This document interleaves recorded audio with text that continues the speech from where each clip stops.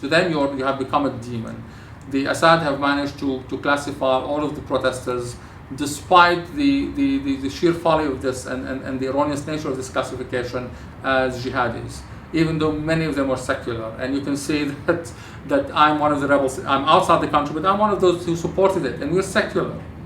There are a lot of people like me who are in the street and who are on TV and who are clearly a very secular face to this revolution, and yet he succeeded in demonizing us all and portraying us as potential jihadis and jihadis. And as such, the minority groups inside Syria, especially the Alawites, and to some extent the Christians as well, felt that there will be future retribution against them, that their rights will be violated, that they will be trod upon, and marginalized and mistreated. And for this reason, they decided to prevent that. So the crackdown and the repression and the bloodshed that took part by pro-Assad militias was meant as a preventative tactic. They didn't see our humanity. They saw only what potentially could happen if change is allowed to take place.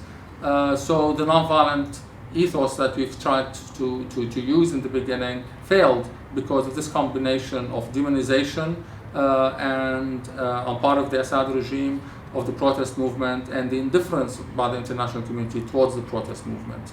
And that allowed step by step for the people who were calling for armed struggle rather than nonviolent struggle to be heeded and to prevail, and to unfortunately bring about a situation where we now have a civil war, and people feel that on a moral level they're not sympathetic anymore with the revolution. Even though there were the crimes, quote unquote, that could be attributed to the rebels are nothing in comparison to what the pro-Assad militias have done, but nonetheless somehow we ended up on the same moral plane. In fact, equally condemned in the eyes of the international community. People are now saying we need to end violence, as if the rebels are as equally responsible for it as Assad. So unfortunately, in that sense, the revolution failed. We toppled the regime, but we became equal militias, just like the regime's own militias.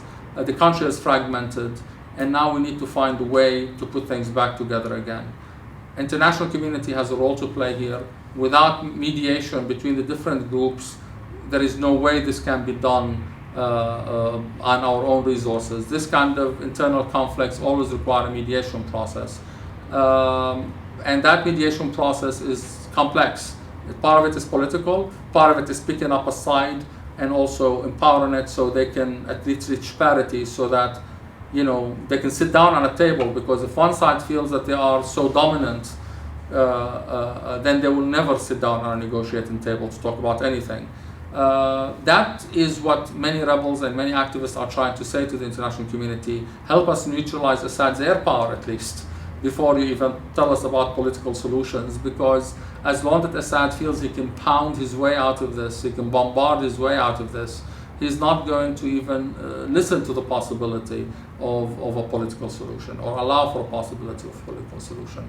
So there is still a lot of things that need to be done by the international community to help us rise out of this quagmire into which we are allowed to fall.